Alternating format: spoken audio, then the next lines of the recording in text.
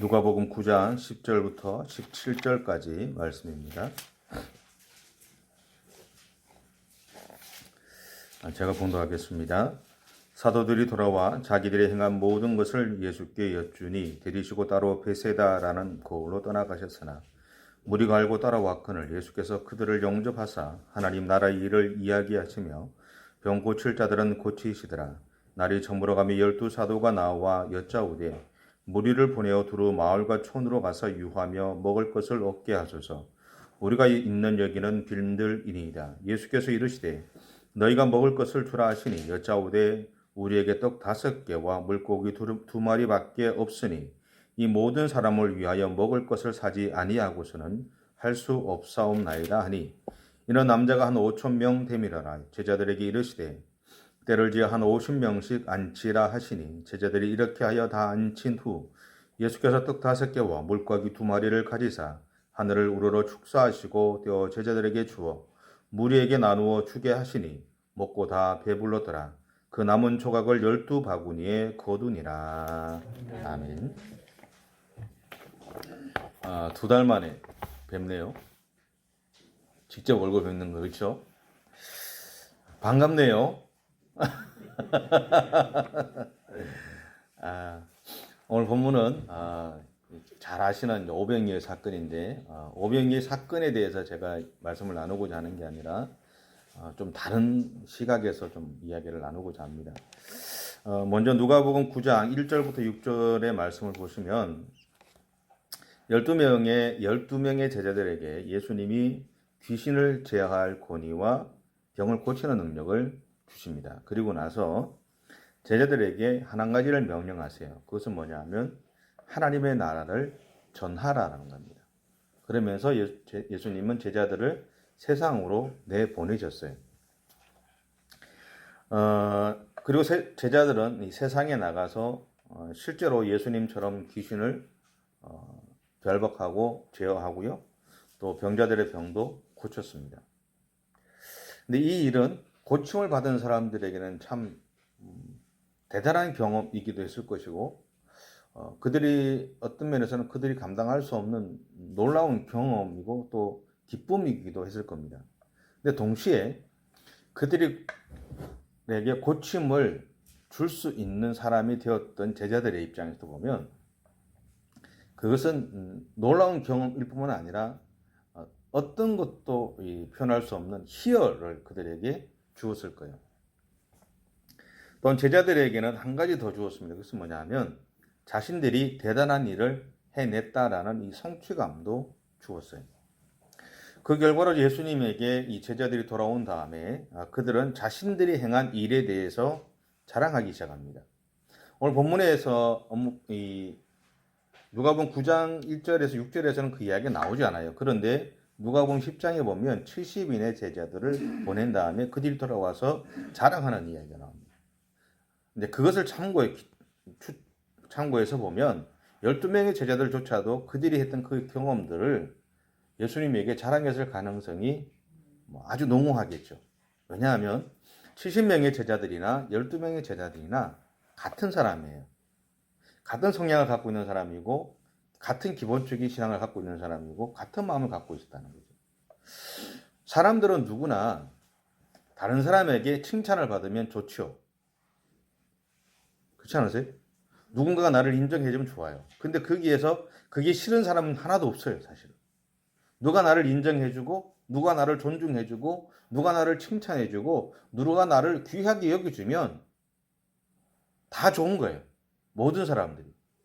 마찬가지로 오늘 본문 앞에 나오는 9장 1절부터 6절에 나오는 제자들의 모습이나 누가복음 그 다음 장에 나오는 누가복음 10장에 나오는 70명의 제자들의 모습이나 동일했다라는 거죠. 근데 굳이 누가복음 9장 1절부터 6절에서는 그 내용을 빠뜨렸던 이유가 있죠. 왜냐하면 그 내용보다 더 중요한 것이 있기 때문에 빠진 거예요. 근데 사람이 갖고 있는 기본적인 모습들은 동일하기 때문에 저는 누가복음 10장을 참고해서 제자들에게도 동일한 마음이 있었을 것이라고 생각하는 거죠. 근데 제자들은 돌아와서 예수님에게 자신들이 행한 일에 대해서 자랑합니다. 자, 여기서 한번 생각해 보세요. 제자들이 행한 일은 예수님이 주신 능력으로 행한 것일까요? 아니면 제자들의 믿음의 결과로 이루어진 일일까요? 예수님이 그들에게 부여해 주신 능력으로 되어진 일이죠. 그렇기 때문에 제자들은 예수님이 자신들에게 주신 능력으로 행하게 된 일을 자랑할 것이 아니라 증거하면 됐습니다. 왜냐하면 자기의 믿음의 결과로 되어진 일이 아니라 예수님이 자신들에게 부여해 주셨던 능력으로 행한 일이기 때문에 예수님 당신이 우리에게 이런 능력을 주셔서 우리가 이런 일을 했습니다라고 증언하면 되는 거죠. 우리를 통해서 이런 일이 일어났습니다라고 증언하면 되는데 제자들은 자랑했을 거다라는 거죠. 예수님이 능력을 주셔서 우리가 이렇게 했습니다. 왜? 우리도 비슷하거든요. 우리도 보면 우리 안에 일어나는 것을 보면서 우리는 자랑하는 성향이 많기 때문에. 왜 그럴까요? 왜 자랑하게 될까요? 우리도 모르게. 내 마음속에 아무런 그런 생각이 없는데도 나도 모르게 자랑해요. 왜요? 하나님이 나를 좀 더 보아주셨으면 좋겠고 사람들이 나를 조금 더 보아줬으면 좋겠다. 조금 더 인정해 줬으면 좋겠다는 마음이 우리 안에 있다는 거예요. 그 이야기를 조금 더 밑으로 들어가 보면 우리 안에 뭐가 있느냐 하면 내가 인정받고 살지 못했던 내 모습이 그 안에 깔려 있다라는 거예요. 사람들은 항상 그렇습니다. 세상에서 이야기하는 이야기 중에 내가 다른 사람들보다 높은 자리로 가려면 어떻게 해야 돼요? 밟고 올라가야 되죠. 밟고 올라가면 이 사람은 내가 인정을 해줘야 돼요. 이 사람의 능력을 인정하지 않아야 돼요. 인정하지 않아야 밟고 올라가죠. 나는 인정을 받아야 되지만 저 사람은 인정을 받지 못해야 밟고 올라갈 수 있는 거예요. 우리도 모르게 우리 안에는 인정받지 못한 것에 대한 마음들이 있다. 그래서 우리도 모르게 본능적으로 무언가를 한다 하면은 인정받고 싶어 하는 거예요. 자, 그 달란트 비유에 보면 5달란트 받은 사람과 2달란트 받은 사람들이 모습이 나오잖아요. 그죠? 그리고 1달란트 받은 사람의 모습이 나와요. 1달란트 받은 사람은 주인이 그에게 1달란트를 주었을 때 어떤 생각을 가졌어요? 저 주인은 자기가 맡긴 그거를 내가 만약에 사업을 하든지 뭘 해서 잃어버리면 나를 아주 혹독하게 다룰 사람이야. 내칠 사람이야. 그래서 나는 저걸 땅바닥에 묻어두겠어. 그래서 주인이 오면 다시 그 원금을 돌려줄 거야. 내가 묻어둔 거는 주인은 모르지만 나는 그렇게 해서 주인의 눈에 눈밖에 나는 사람이 되고 싶지 않아. 라고 하는 것이 1달란트 받은 사람이었어요. 그런데 5달란트와 2달란트 받은 사람들은 어떤 고백을 하느냐 하면 주인이 왔을 때 물론 그들이 5달란트 받은 사람은 5달란트를 2달란트 받은 사람은 2달란트를 남겼기 때문에 그런 이야기도 할 수 있겠지만 기본적으로 중요한 것은 뭐냐면 5달란트와 2달란트 받은 사람들이 주인에게 했던 이야기가 딱 한 가지였어요. 주인인 당신이 우리에게 주신 것을 가지고 우리가 최선을 다해서 노력했더니 5달란트를 남겼고 2달란트를 남겼습니다.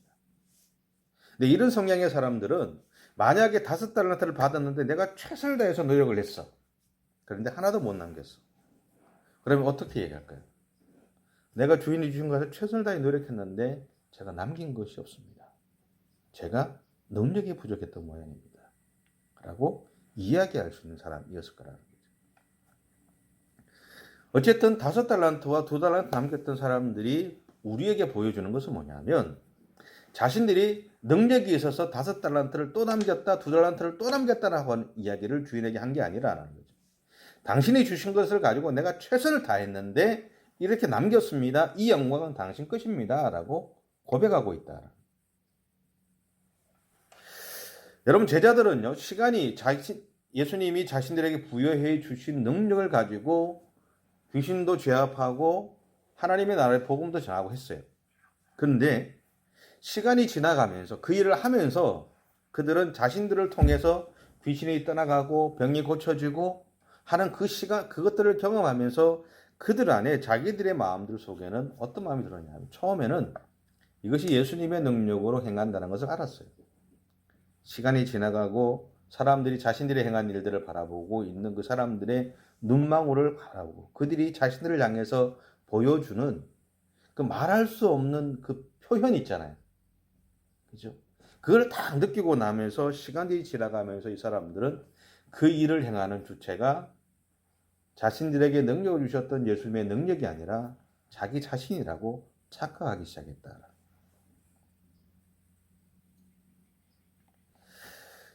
그 상황 속에 몰려 있었을 때 오늘 본문의 사건이 나오는 거예요. 그 제자들의 이야기를 듣고 예수님은 제자들을 데리고 베세다라는 곳으로 가세요. 왜 예수님은 제자들의 이야기를 들으시고는 제자들처럼 감격하지 않았을까요? 누가복음 10장에도 감격하지 않아요. 그 모습에서도 감격하지 않아요. 왜 베세다로 옮겨가셨을까요? 누가복음 10장 20절인데 한번 찾아보고 바로 옆에 있으니까 10장 20절. 누가복음 10장 20절. 자, 같이 한번 읽겠습니다. 시작. 그러나 귀신들이 너희에게 항복하는 것으로 기뻐하지 말고 너희 이름이 하늘에 기록된 것으로 기뻐하라 하시니라. 제자들은 자신들이 병을 고치고 귀신을 쫓아냄으로 인해서 너무너무 기뻤고 좋았어요. 그래서 예수님이 그것을 자랑했어요. 근데 예수님이 그들에게 이야기한 것은 뭐냐면, 야, 그것 가지고 기뻐하지 말고 너의 이름이 하나님 나라에 하나님 생명책에 기록된 것으로 기뻐하라고 이야기합니다. 여기서 추측할 수 있는 이야기가 누가복음 9장 1절부터 6절에서 나오는 제자들의 모습도 동일했을 거다라는 거예요. 그런 제자들을 그냥 예수님은 그들과 함께 감격하지 않고 어떤 면에서는 칭찬하지 않고 그냥 그들을 데리고 그랬어? 하고는 베세다로 데려가셨어요. 여러분, 예수님이 제자들을 보내시면서 무엇을 부탁하셨을까요? 누가복음 9장에 보시면 9장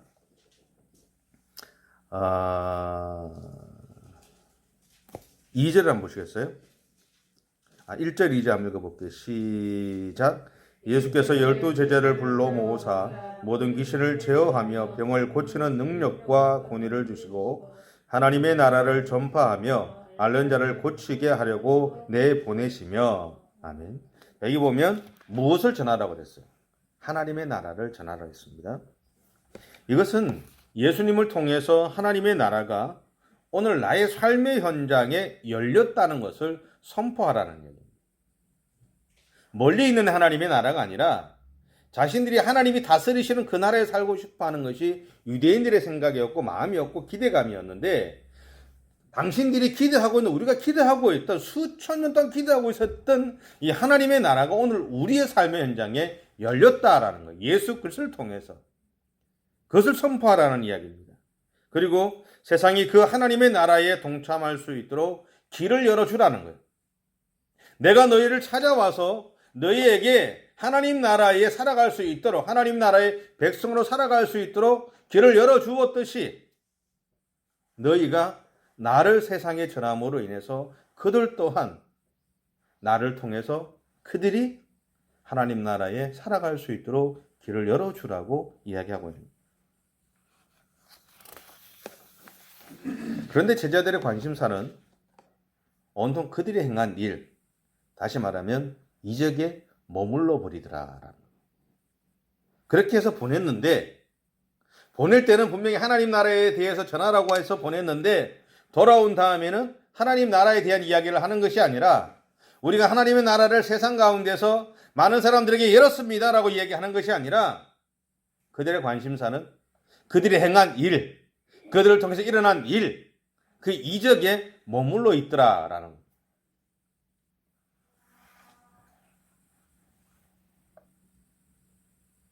물론 시작은 제자들도 한 영혼에 있었고요.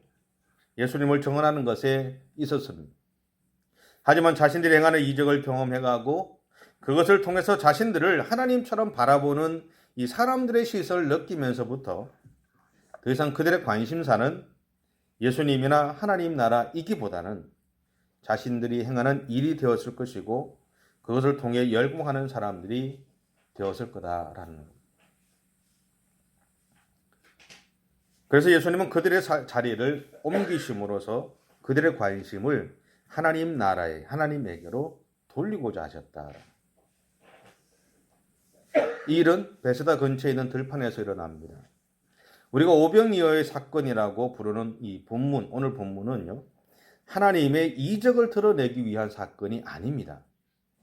우리는 오병이어의 사건을 보면서 항상 하나님이 물고기 2마리와 떡 5개를 갖고 행했던 그 이적, 남자만 5,000명이 넘는 사람, 합치면 최소한 15,000에서 20,000명이 넘는 사람들을 그 5가지로 2가지 떡 5개 물고기 2마리로 먹였다는 것에서 우리는 열광을 하죠.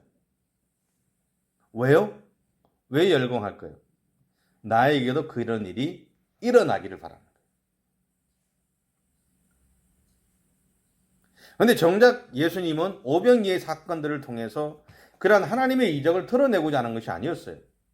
이 이적을 통해서 예수님이 드러내는 건 2가지였습니다. 첫째는 하나님이 우리를 얼마나 사랑하시는지를 보여주고자 하시는 거예요.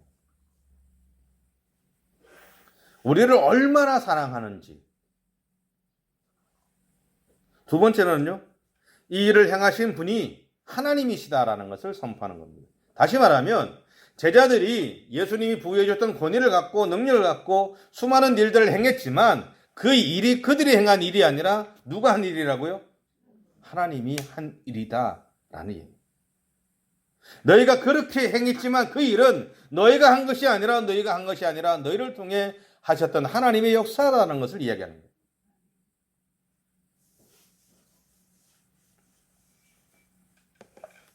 아무리 내가 놀라운 일을 해도 그 일은 하나님이 주신 능력으로 행한 일이기 때문에 영광은 하나님이 받으셔야 하는 거예요. 본문은 제자들에게 이것을 가르치고 있는 겁니다. 오늘 본문의 사건을 조금 더 잘 이해하기 위해서 다른 복음서와 비교하면서 제가 조금 더 말씀을 나눌게요. 첫째는 이 사건의 시점이 언제인가 하는 겁니다. 중요한 이야기는 아니지만 그래도 한번 생각해 보세요. 성경을 좀 찾으셔야 되는 부분도 있습니다. 본문 앞에서 제자들이 병자를 고치고 귀신을 제하는 일들은 헤롯에게 들립니다. 이전에 헤롯은 이 같은 일을 행했던 세례 요한이라는 사람을 죽였어요. 자기의 이익을 위해서, 목적을 위해서 죽였습니다. 그런데 자신이 죽인 세례 요한이 행했던 그 일이 또 다른 누군가를 통해서 일어나고 있다라는 거죠. 그 일은 이 헤롯에게는 충격이었어요. 왜냐하면 헤롯에게는 세례 요한은요, 두려운 대상이었습니다. 비록 세례 요한을 죽였지만 그의 마음속에는 세례 요한이라는 사람은 대단한 선지자라는 마음이 있었거든요. 그리고 그를 죽였고 나서 그의 마음속에 항상 마음에 부담감들이 있었어요. 불안함이 있었단 말이에요. 그런데 자기가 분명히 죽였던 그 세례 요한과 똑같은 일을 행하는 사람들이 있다는 이야기를 들었을 때 그의 마음속에 첫 번째 든 사람은 내가 죽였던 세례 요한이 다시 살아나는 거 아닌가? 살아났는데 자기를 죽였던 나를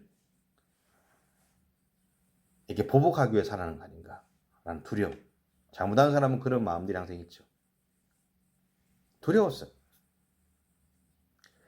그러면서 이전까지 헤롯은 예수님에 대해서, 예수님의 무리에 대해서 별 관심이 없었어요.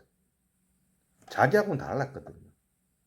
자기에게 영향 끼치는 사람이 아니었어요. 그런데 제자들이 행했던 그 일들이 드러나면서 이 헤롯은 예수님과 그들의 제자들에 대해서 관심을 가지기 시작합니다. 제자들은 그 앞에서 누가복음 9장 1절부터 6절에서 제자들은 자신들이 예수님에게 부여받은 그 일을 행함으로 인해서 자기들을 드러내기 시작했어요. 자랑했죠?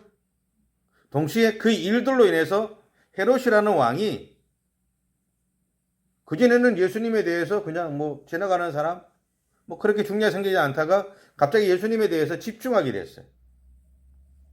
자, 보세요. 누가복음 9장 1절부터 6절. 그죠? 그리고 7절부터 9절. 그 사이에서 헤롯이 집중한 사람은 누구예요? 예수님이죠. 그리고 예수님의 제자들이 했어요. 누가복음 9장 1절에서 6절에서 제자들이 집중한 것은 누구예요? 자기죠. 그 일을 행한 자기들에게 집중했어요. 그죠? 그러니까 예수님이 그 자리를 떠나신 거예요. 왜? 헤롯이 집중해야 될 사람이나 예수님의 제자들이 집중해야 될 사람은 누구였을까요? 하나님인 거죠. 예수 그리스도 하나님인 거예요. 그죠? 자리를 떠나신 거예요. 떠나서 너희가 집중하는 것이 너희 자신이 돼서도 안 되고 오늘 내가 돼서도 안 된다라는 거죠. 나를 너희에게 보낸 나의 아버지 하나님 그분이 너희 집중이 되어야 된다라는 것을 이야기하는 거예요. 둘째는요. 무리의 행동과 예수님의 응답에 대해 묘사하고 있는데 이건 한번 생각해 보세요. 자, 본문 11절입니다. 11절 같이 한번 읽어볼게요. 시작. 무리가 알고 따라왔거늘 예수께서 그들을 영접하사 하나님 나라의 일을 이야기하시며 병 고칠 자들은 고치시더라. 아멘. 자, 그 다음에 마태복음 14장 13절 14절입니다. 마태복음 14장 13절 14절 찾으셨죠? 같이 읽겠습니다. 시작. 예수께서 들으시고 배를 타고 떠나사 따로 빈들에 가시니 무리가 듣고 여러 고을로부터 걸어서 따라간지라.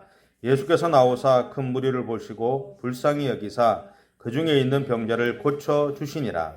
아멘. 자, 그 다음에 누가복음 6장 마가복음 6장입니다. 죄송합니다. 마가복음 6장 33절 34절 마가복음 6장 33절 34절 찾으셨죠? 마가복음 6장 33, 34절 같이 읽겠습니다. 그들이 가는 곳을 보고 많은 사람이 그들인 줄 안지라. 모든 고을로부터 도보로 그곳에 달려와 그들보다 먼저 갔더라. 예수께서 나오사 큰 무리를 보시고 그 목자 없는 양 같음으로 인하여 불쌍히 여기사 이에 여러 가지로 가르치시더라. 아멘. 자, 그 다음에 요한복음 6장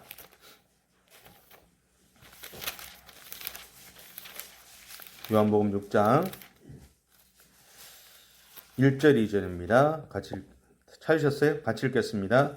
그 후에 예수께서 디베라의 갈릴리 바다 건너편으로 가심에 큰 무리가 따르니 이런 병자들에게 행하시는 표적을 보았음이러라.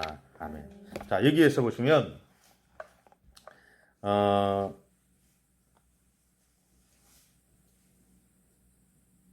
본문 11절에서 보면 무리가 알고 따라왔거늘 이라고 이렇게 했어요. 그죠? 따라왔다. 예수님과 그들의 제자들의 무리한 것, 모임이라는 그분들이 가고 있는 것을 보고 따라왔다라고 얘기하고요. 그 다음에 예수님이 그들을 영접하사 하나님 나라의 일을 이야기하시고 병 고칠 자를 고치셨다라고 이렇게 표현하고 있습니다. 마찬가지로 마태복음과 마가복음, 누가복음에서 이야기하는 게 뭐냐면 결국 무리가 예수님을 따랐던 이유가 뭘까요? 네?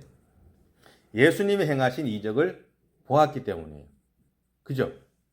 예수님이 행하신 이적을 보았기 때문에 따랐는데 왜 따랐을까요? 자기에게도 그 이적과 같은 일 때로는 자기의 문제, 그것이 재정이 되었든 병이 되었든 뭐든 자기가 가지고 있는 그 문제가 해결되기를 원했기 때문이에요. 예수님이 행했던 그 이적처럼 자신들에게 있는 문제도 해결되고자 하는 마음이 있었기 때문에 따랐어요. 그래서 예수님을 따라가면서 따르기 위해서 성경이 표현하면 사복음서를 제가 한꺼번에 보고 이야기하는 거예요. 여러 고을로부터 사람들이 걸어서 예수님을 따라갔어요. 예수님을 걸어서 따라갔는데 마가복음에 보면 어떤 표현이 있냐면 모든 고을로부터 도보로 그곳에 달려와 그들보다 먼저 갔더라라고. 모든 고을로부터 예수님을 따랐어요. 예수님 행한 이적을 보았기 때문에 따라갔어요. 그리고 자신들에게도 그 이적처럼 자신들의 문제가 해결되고자 하는 마음들이 있었기 때문에 그 사모함 때문에 그 갈급함 때문에 예수님을 따라갔어요. 그런데 마음이 급하니까, 사모함이 더 깊으니까 어떻게 해요? 예수님의 무리의 발걸음보다 더 빠르게 자기들이 먼저 가서 그곳에서 기다리고 있었어요. 그 모습을 본 예수님이 어떻게 표현하냐면,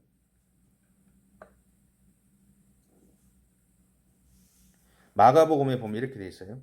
큰 무리를 보시고 그 목자 없는 양 같음으로 인하여, 목자 없는 양처럼 보여서 그 다음에 표현하기를 불쌍히 여기사. 마태복음에도 동일하게 나오죠. 큰 무리를 보시고 불쌍히 여기사. 그래서 하나님 나라에 대해서 가르치셨어요. 그리고 그들의 병에 대해서 고쳐주셨어요.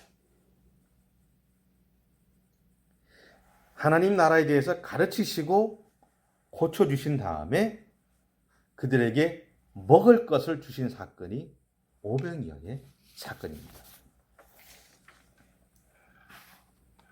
그런데 예수님을 따랐던 모든 사람들이 자신의 문제를 해결했을까요?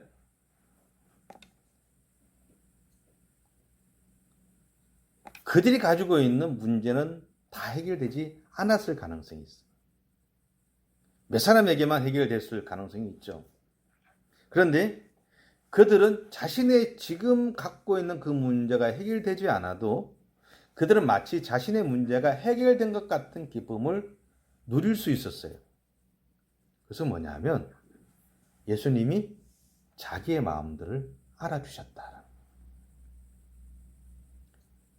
예수님을 따라온 자신들의 마음. 자신들이 마치 목자 없는 양처럼 살고 있는 자신들의 마음을 예수님이 알아주셨다. 그리고 그 마음을 가지고 그들에게 하나님의 나라에 대해서 가르치시고, 정말 중요한 사람들, 정말 병의 문제를 해결해 줘야 될 그 사람들의 병을 고치시는 그 모습을 바라보면서 그들은 자신들을 향한 하나님의 마음을 발견한 거예요. 하나님이 자신들을 얼마나 사랑하는지. 그리고 세상에서 이해가 되지 않는 물고기 2마리와 떡 5개를 가지고, 빵 5개를 가지고 500리의 사건이라고 표현하는, 성인 남자만 5,000명이 넘는 그 무리들, 최소한 15,000~20,000명이 되는 그 사람들을 그 7가지, 가지수로는 7가지잖아요. 그 7개를 가지고 먹이고 남은 강주리가 12강주리가 될 정도로 풍성하게 그들에게 배불려 주었다. 그 사건들을 통해서 그들은 위로받았어요. 지금 당장 내 문제가 해결되지는 않았지만 그래도 하나님이 정말 나를 이렇게 사랑하시는구나. 내 마음을 안아주신다. 내가 어떤 마음으로 여기에 달려오고 내가 어떤 마음으로 찾아왔는지 하나님 아시는구나.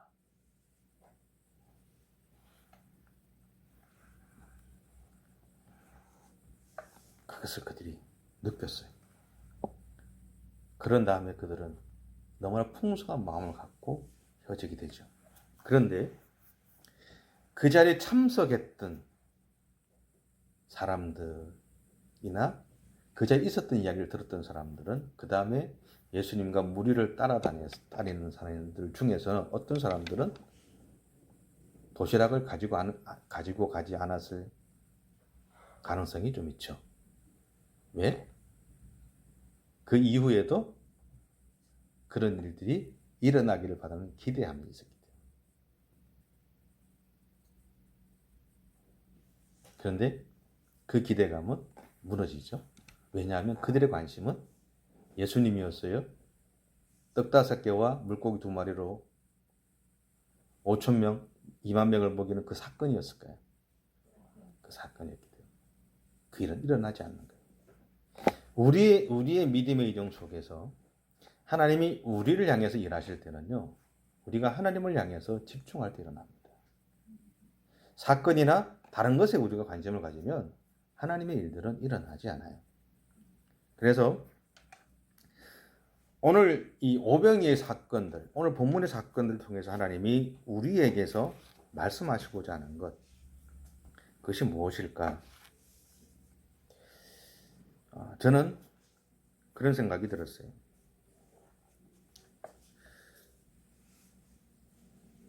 하나님의 일은 우리가 예수 그리스도 안에서 살아갈 때 일어나죠. 그리고 지금 나에게 필요한 것은 무엇일까요? 예수님을 향한 사모함이겠죠. 하나님을 향한 사모함일 거예요.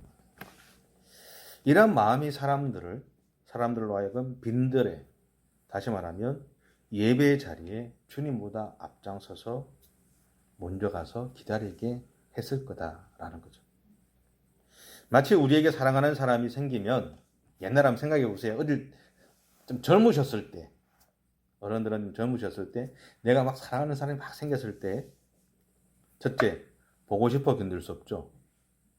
그죠? 너무 오래돼서 기억이 안 나세요? 보고 싶어 견딜 수 없고요. 두 번째로는요, 그 사람을 기다리는 시간조차도 아까워서 미리 기다리고 가 있어요. 예수님을 따라갔던 사람들이 예수님에게 보여줬던 마음도요, 예수님을 향한 사랑함이었어요. 그 사랑함, 물론 자기들의 문제 해결을 받고자 하는 마음도 있었지만 그 사모함이 있었기 때문에 앞장설 수 있었어요. 그 사랑에 대해서 예수님이 사랑으로 응답하셨다는 사실들을 기억하셔야 합니다. 비록 우리가 때때로 우리에게 일어나는 여러 가지 사건이나 환경을 바라보고 믿음의 길을 갈 때도 있어요. 그런데 그렇게 믿음의 길을 가더라도 우리가 놓치지 말아야 될 것은 뭐냐면 예수님을 향한 우리의 사랑함을 놓치지 말아야 된다. 그리고 예수님을 향한 우리의 사랑함, 그 사랑함에 하나님이 응답하시는 거죠. 오늘 베세다의 들판에서 일어난 사건은요, 단순히 그들의 배고픔을 해결한 사건은 아닙니다. 어떻게 보면 그들의 영혼의 갈증을 해결하는 사건이었다고 할 수 있고요. 사랑하는 주님을 만나는 시간이었고, 자신들이 이룩한 무엇인가를 자랑하는 것이 아니라 그냥 내가 사랑하는 주님을 내 안에서 회복하는 시간이었다고 할 수 있습니다. 내가 예수님으로 행한 일이 나의 영광이 되는 것이 아니라 나에게 능력을 주신 예수님의 영광, 그리고 하나님을 영원롭게 하는 일이 되어야 함을 알게 하는 사건이었다라는 것. 또한 우리를 향한 주님의 사랑을 발견하는 사건이었다라는 것. 우리가 인생을 살아가면서 경험되어지는 많은 일들이 있습니다. 행하는 많은 일들이 있어요. 그 모든 일들은 나의 자랑이 아니라 나에게 능력을 주신 하나님 그분을 통해서 나에게 이루어진 일이라는 사실들을 우리가 놓치지 말았으면 좋겠어요. 세상 사람들은 내가 자랑하고 싶지 않아도 나를 다 칭찬해요. 나를 다 존중시켜줘요.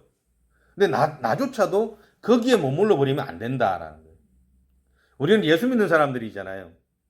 예수 믿는 사람들은 세상 사람들이 모르는 비밀이 있어요. 비밀을 알고 있어요. 그게 뭐냐면 하나님이 나의 인생 가운데 하나님의 복주심이 있다라는 사실이에요. 하나님의 일하심이 있다라는 거예요. 나에게 일어나는 수많은 일들, 그것이 좋은 일이든 나쁜 일이든 어려움이 닥쳐오든 고난이 닥쳐오든 아니면 놀라운 성공이 닥쳐오든 그 모든 일의 이면에는 나를 향한 하나님의 일하심이 있다라는 거예요. 비록 내가 아파하는 순간이라도, 비록 내가 괴로워하는 순간이라도 그 순간에는 하나님의 일하심이 있다라는 거예요. 그래서 나로 하여금 그것을 이겨가게 하시는 하나님의 역사가 있다는 것을 기억하셨으면 좋겠어요. 오늘 본문의 사건은 우리에게 그것을 이야기하고자 하는 겁니다. 여러분, 우리가 성공한 것이 잘못된 게 아니에요. 우리가 다른 사람들보다 무언가를 이룩한 것이 잘못된 것이 아닙니다. 그것은요, 하나님이 우리에게 기름 부어 주셨기 때문에 우리가 그분의 능력을 덧입혀 받아서 행할 수 있는 놀라운 일들이죠. 근데 거기에 만족하는 것이 아니라 우리는 그 일을 행하게 하신 하나님, 그분을 바라보는 눈들을 놓치지 말고 살아가야 될 필요가 있다라는 겁니다. 그렇게 하나님을 바라보고 살아갈 때 우리 인생 가운데 역사하시는 하나님의 놀라운 은혜들을 우리가 계속적으로 경험하고 살아갈 수 있게 되는 것입니다. 그래서 오늘 베세다에서 예수님은 제자들과 우리들에게 이것을 말하는 겁니다. 우리 안에서 주님만을 따르는 믿음들을 회복하자라는 거죠. 우리가 행한 일에 머물러 있는 것이 아니라 우리가 행했던 그 이적이나 사건에 머물러 있는 것이 아니라 주님 안에서 주님만을 따라가는 그 믿음을 우리 안에서 놓치지 말고 잃어버리지 말고 이렇게 그 믿음의 길을 따라가자고 이야기하는 겁니다. 여러분 우리가 하나님을 바라보는 그 믿음의 길을 따라갈 때 우리 인생 가운데는 계속적으로 하나님의 역사하신 일이 일어나게 된다는 사실들을 꼭 기억하시고 여러분에게 주어진 또 한 주간의 삶들 속에서 예수님 잘 따라가십시오. 성령을 잘 따라가십시오. 그분이 여러분의 삶에 놀랍게 역사해 주실 줄 믿습니다. 기도하겠습니다.